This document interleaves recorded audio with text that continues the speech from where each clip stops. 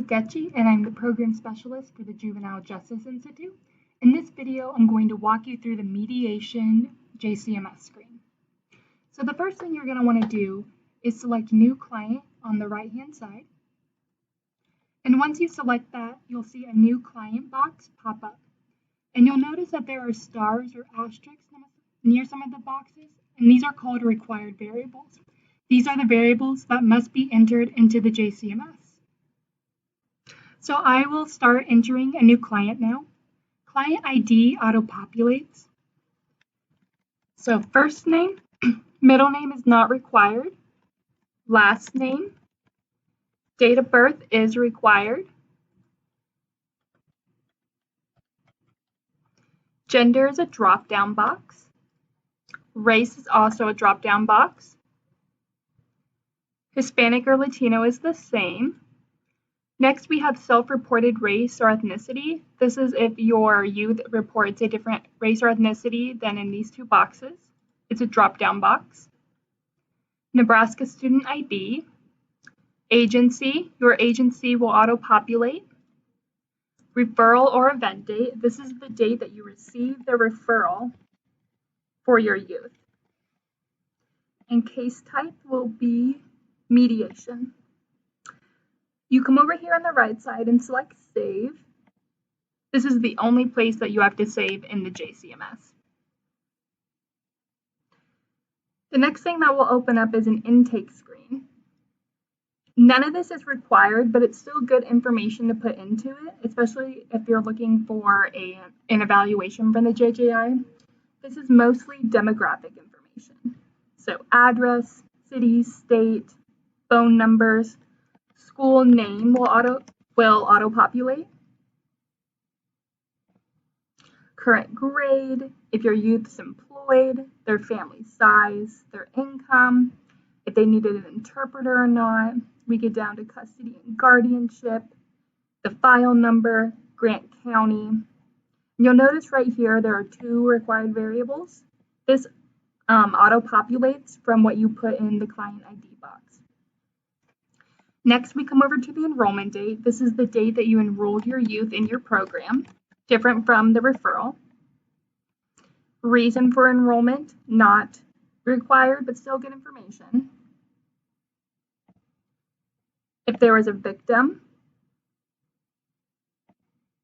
the juvenile case status, maybe it's pre-filing diversion, post-filing, pre-adjudication, post-adjudication, probation or not. And you'll see these boxes down here for things like history of aggressive behavior and law violations, and if they were in a high-risk environment. You can add notes to explain the situation in these boxes. There's also a narrative box down here. This is for your notes, especially if you're using this as your case management system. We have discharge next. So the date of the discharge is the date that you discharge the youth from your program. If a reparation agreement was reached, yes or no. Next, we have outcome if agreement was reached. If all conditions were met, will be a successful fulfillment. Partial fulfillment, more than half of the conditions were met, and unsuccessful fulfillment. Reason agreement was reached or not. Maybe the youth didn't show up, the youth didn't agree, the youth was not appropriate for your program, it was withdrawn by the referral source, or maybe no reparation agreement was reached. And you'll see a narrative box down here too to add any notes you'd like. And down here on the bottom, you'll see there are different tabs. So we'll click into the Contacts tab first. None of this is required, but still good information if you have it. Type of contact, maybe you phone them. Contact with, and hours of contact. And this auto saves. Next, we come over to Victim Youth Conference. So if there was a conference, what is the date? And what kind of conference was there? And who attended. And there's also a narrative box down here for you to add any notes. Next, we come to reparation agreement. Date agreement was signed. The time frame for completion in days. What goals the youth has. if financial restitution was to be paid or not, hours of total service, and goal completed prior to case closure. So was this reparation agreement met? Yes or no? And then we have follow-up. Was a follow-up completed by your mediation center? The date of the follow-up, and who you followed up with.